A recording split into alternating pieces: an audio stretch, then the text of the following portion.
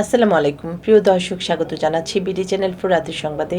পুরো সংবাদ জুড়ে আপনাদের সাথে আছি আমি মাহফুজা পলক। শুরুতেই জানিয়ে দিচ্ছি আলমগীর হোসেন সিটি সংবাদ শিরোনাম।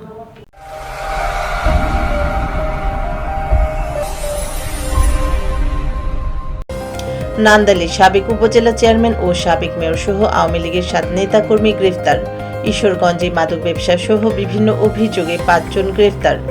ভৈরবে 20 বোতল বিদেশি মদ ও 1.5 কেজি গাঁজা সহ 3 জন গ্রেফতার। পরমাণু হামলা থেকে সুরক্ষার জন্য ভ্রাম্যমাণ আশ্রয় কেন্দ্র নির্মাণ করছে রাশিয়া। নারী সাফের আয়োজক বাংলাদেশ। শুনছিলেন আলমগীর হোসেন সিটি সংবাদ শিরোনাম। এবার ম্যাপল ইন্টারন্যাশনাল স্কুল স্থানীয় সংবাদ।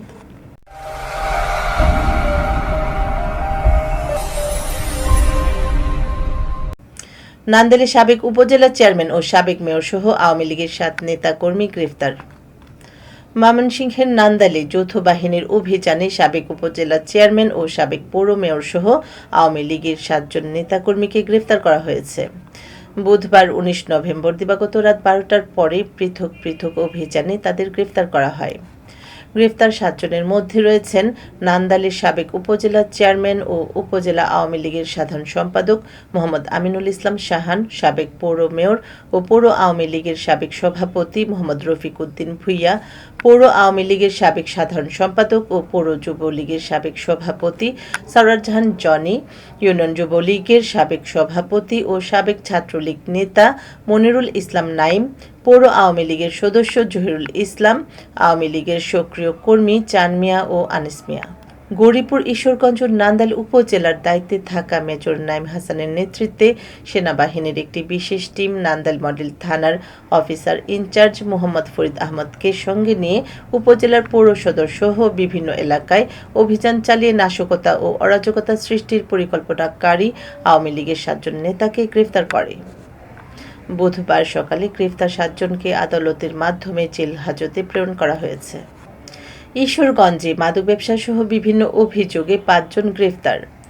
ময়মনসিংহের ঈশ্বরগঞ্জে পুলিশের বিশেষ অভিযানে মাদক ব্যবসা সহ বিভিন্ন অভিযোগে মতিলাল গৌড় নামের এক ব্যক্তি সহ 5 জনকে গ্রেফতার করেছে পুলিশ। গতকাল দিবাগত রাতে অভিযান চালিয়ে গ্রেফতার করে আজ তাদের আদালতে সোপর্দ করা হয়েছে।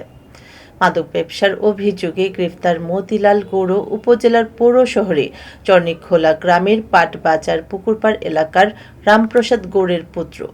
গোপন সংবাদের ভিত্তিতে এসআই আবু সাইদের নেতৃত্বে অভিযান চালিয়ে তার কাছে মজুদ থাকা 16 লিটার চোলাই মদ সহ তাকে গ্রেফতার করা হয়। অপরদিকে এসআই আমিনুল ইসলাম কমল সরকার ও আশরাফ আলীর নেতৃত্বে উপজেলার উচাখিলা ইউনিয়নের মরিচারচর বড়ইকান্দি এলাকায় অভিযান চালিয়ে ওয়ারেন্টভুক্ত আসামি মানিক মিয়া, রশিদ মিয়া ও মোস্তাকিম মিয়াকে গ্রেফতার করে আদালতে সোপর্দ করা হয়েছে।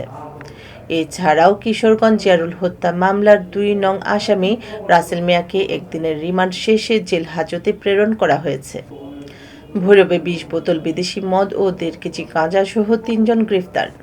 কিশোরগঞ্জের ভৈরবে অভিযান চালিয়ে 20 বোতল বিদেশি মদ ও 1 কেজি 400 গ্রাম গাঁজা সহ 3 ব্যক্তিকে গ্রেফতার করেছে জেলা গোয়েন্দা পুলিশের একটি আভিযানিক দল। আজ রাত 3:30টার দিকে ভৈরব নাটালের মোড়ে ঢাকাগামী হানিফ পরিবহনের একটি বাসে তল্লাশি চালিয়ে বাসের সাইড বক্স থেকে এসব মাদক উদ্ধার করা হয়।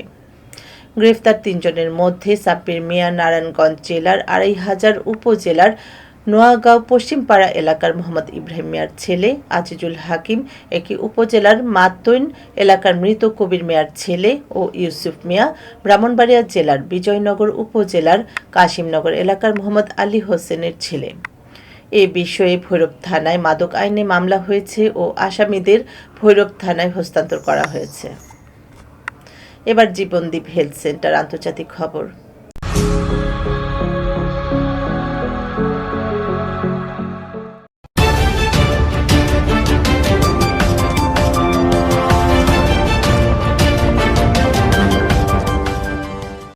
পরমাণু হামলা থেকে সুরক্ষার জন্য ভ্রাম্যমাণ আশ্রয়কেন্দ্র নির্মাণ করছে রাশিয়া। পরমাণু বোমা হামলা থেকে বাঁচতে ভ্রাম্যমাণ আশ্রয়কেন্দ্র নির্মাণ করেছে রাশিয়া। পরমাণু বোমা হামলার পর যে শক ওয়েভ ও তেজস্ক্রিয়তা তৈরি হয় তা থেকে প্রচলিত অন্যান্য অস্ত্রের হামলা থেকেও সুরক্ষা মিলবে এই আশ্রয়কেন্দ্রে। ইউক্রেন যুদ্ধের প্রায় ৩ বছরের মাথায় চলতি সপ্তাহে প্রথমবারের মতো ইউক্রেনকে রাশিয়ার ভেতরে যুক্তরাষ্ট্রের তৈরি দূরপাল্লার ক্ষেপণাস্ত্র হামলার অনুমতি দিয়েছে বিদায়ী জো বাইডেন প্রশাসন। এর প্রেক্ষিতে রাশিয়ার যে পরমাণু অস্ত্রনীতি তাতে পরিবর্তন আনা হয়েছে। রাশিয়া শুধুমাত্র পরমাণু অস্ত্র নীতি বদলায়নি, সেই সঙ্গে পরমাণু যুদ্ধের জন্য প্রস্তুতিও শুরু করেছে।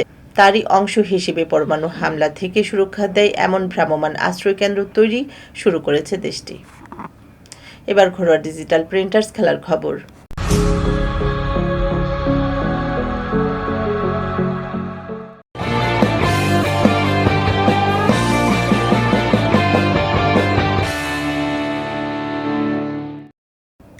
নারী সাফের আয়োজক বাংলাদেশ।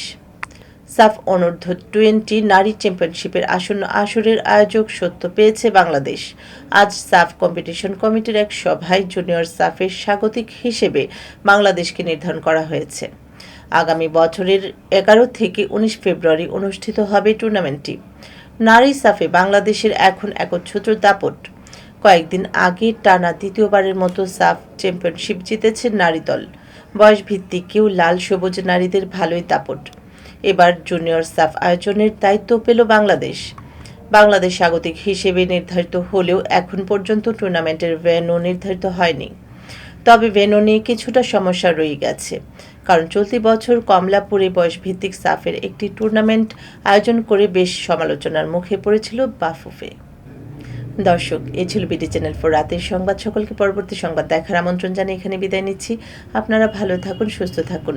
নিত্য নতুন খবর পেতে বিডি চ্যানেল 4 এর ফেসবুক পেজ ও ইউটিউব চ্যানেলের সঙ্গে থাকুন। শুভরাত্রি। আল্লাহ হাফেজ।